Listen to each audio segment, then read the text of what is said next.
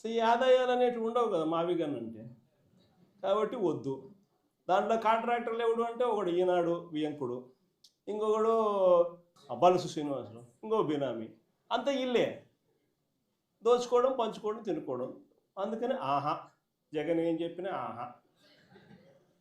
ఇంకొక ఆయన ఆంధ్రజ్యోతి ఆయన ఆ నుంచి ఆయనకు ఎంత బాధనో, దోచుకునేది, పంచుకునేది, తినుకునేది కట్ అయిపోతుందని చెప్పి ఆయనకి ఎంత బాధ. వైఎస్ఆర్సీపీ శ్రేణులందరి మీద అన్యాయమైన మాటలు, దుర్మార్గమైన మాటలు మాట్లాడతారు. అసలు నిజం చెప్పాలంటే నేను ఇదే రాధాకృష్ణకి చెప్తా ఉండా, నువ్వు అన్న మాటలు రేపొద్దున మా ప్రభుత్వం వచ్చినాక నిన్ను తిప్పని స్టేషన్ పెట్టకూడదు. వైఎస్ఆర్సీపీ శ్రేణులను, వైఎస్ఆర్సీపీ కార్యకర్తల భార్యలంటే నీకు అంత అలుసుగా కనిపిస్తుంది రాధాకృష్ణ అని చెప్పి నేను చెప్తాను. ఎవరికైనా వాళ్ళకైనా భార్యలు ఉంటారు, వారి భార్యలను ఉద్దేశించి మనలో ఎవరైనా కానీ మనమైనా కూడా అలా మాట్లాడితే వాళ్ళకి నచ్చుతుందా? ఎవరికి నచ్చదు. నచ్చినప్పుడు అలాంటి మాటలు మాట్లాడేదానికి కనీసం అలాంటి మాటలు మాట్లాడినప్పుడు తప్పు అని చెప్పి కనీసం ఈ నాయకులన్నా చెప్పాలి కదా.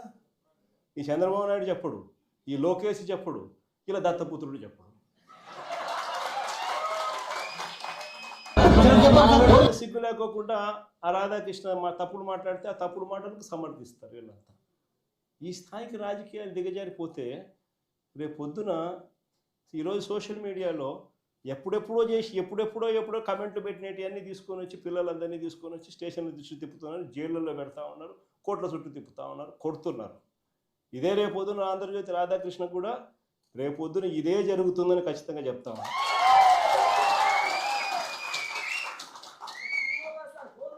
అసలు మహిళల గురించి ఇంత తక్కువగా చూసే కార్యక్రమం, తక్కువగా మాట్లాడే కార్యక్రమం, ఈ పరిస్థితులన్నీ కూడా రాష్ట్రంలో ఎందుకు వచ్చినాయి?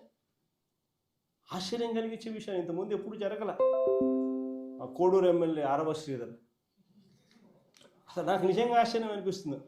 జనసేన ఎమ్మెల్యే అంటే మోసం చేశాడని, అత్యాచారం చేశాడని చెప్పి పాపం ఆ పాప ఆందోళన చేస్తూ ఉంటే ప్రతి ఒక్కరికి కంప్లైంట్ ఇస్తే ఆ పాపను కొడుతున్నారు.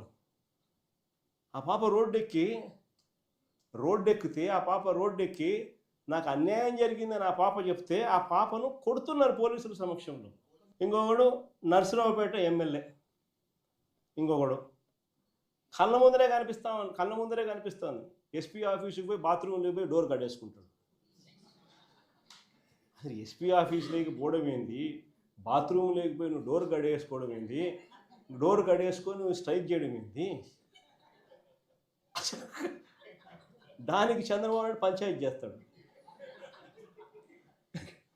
పోయి లోపల బొక్కలో వేయకుండా చంద్రబాబు నాయుడు పంచాయతీ చేస్తాడు.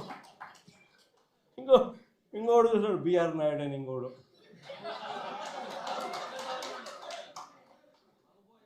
ఆయన ఏం చేస్తూ ఉన్నాడో మనందరం చూస్తూనే ఉన్నాం. తప్పు చేసినాడు. టీటీడీ చైర్మన్గా ఉండి చెయ్యకూడని పనులు, చెయ్యకూడని తప్పులు చేస్తే ఏం చేయాలా? మనిషిని ఊడబెరకన్నా, పోస్టుల నుంచి తీసేయాలా లేదా? ఈ మనిషి ఏం చేస్తున్నాడు? పక్కన పెట్టుకుంటాడు ఆ మనిషిని పక్కన పెట్టుకొని తిప్పుతున్నాడు. అసలు ఎంత దారుణంగా తయారైపోయినారు అని అంటే ఆశ్చర్యం కలిగించే విషయాలు ఇవన్నీ కూడా. ఇంకొకరు కేజీబీవీ ప్రిన్సిపల్, ఆముదాల వలస ఎమ్మెల్యే కూన రవికుమార్ అనేవాడు వేధించినాడు నన్ను అని చెప్పి ఆ తల్లి వచ్చి కంప్లైంట్ ఇస్తే నో యాక్షన్, పట్టించుకునేవాడు లేడు. ఇంకొకడు ఆడవాళ్ళకి అశ్లీలంగా ఫోన్లు చేసి, అశ్లీలంగా వీడియో కాల్స్ చేసిన గుంటూరు ఈస్ట్ ఎమ్మెల్యే నజీర్ ఇంకోడు సోషల్ మీడియాలో వైరల్ అవుతా ఉంది. ఆడవాళ్ళకి ఫోన్ చేసి అశ్లీలంగా ఈ మనిషి వ్యవహరిస్తూ ఉన్నాడు, కనపడతా ఉంది. ఏం చేయాలి చంద్రబాబు నాయుడు? యాక్షన్ తీసుకోవాలన్నా, జైల్లో పెట్టాలన్నా, కనీసం ఇట్లాంటి జరగకుండా అట్లా చేస్తేనే కదా ఇట్లాంటి జరగకుండా ఉంటాయి. No action. ఇంకొకడు మహిళలపై దారుణమైన లైంగిక దాడికి చేసాడు. ఇంకోడు పేరు కోనేటి ఆదిమూలం. దారుణంగా మహిళలపై లైంగిక దాడి పాల్పడ్డా ఆ వీడియోలు బయటికి వచ్చినా ఆ ఆదిమూలంపై నో యాక్షన్.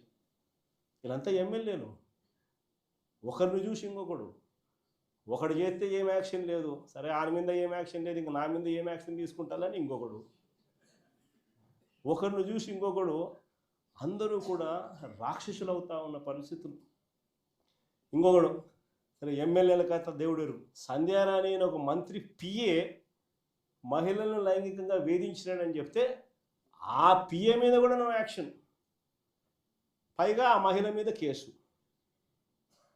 ఈ స్థాయిలో మహిళల పరిస్థితి రాష్ట్రంలో ఉంటే ఇంకొకడు లాస్ట్కి చివరకు ఈ ఆంధ్రజ్యోతి రాధాకృష్ణ, ఈ మనిషి మాట్లాడే మాటలు, ఒకరిని చూసి ఇంకొకటి అంత ఆటవిక ప్రపంచంలో అందరూ కూడా రాక్షసులై ఏ మాదిరిగా రాష్ట్రంలో పరిపాలన సాగుతుందని చెప్పడానికి ఇవన్నీ కూడా నిదర్శనాలు. ఇలాంటి పరిస్థితుల మధ్య రాష్ట్రంలో యుద్ధం జరుగుతూ ఉంది. ఒకవైపున ప్రజల తరపున, మంచి తరపున, ప్రజలకు మంచి చేయాలన్న ఆరాటంతో వైఎస్ఆర్సీపీ ఒకవైపున నిల్చుంటే, మరోవైపున రాష్ట్రాన్ని అన్ని రకాలుగా చెడు చేస్తూ రాష్ట్రాన్ని దోచుకొని తింటున్న తెలుగుదేశం పార్టీ మరో పక్క. ఇక్కడ యుద్ధం జరుగుతూ ఉంది. ఈ యుద్ధంలో ఖచ్చితంగా దేవుడు మన పక్షాన్ని నిలుస్తాడు. రేపు పొద్దున ఎన్నికలు ఎప్పుడు వచ్చినా ప్రజలు ఫుట్బాల్ దన్నట్టుగా దంతా తెలుగుదేశం పార్టీని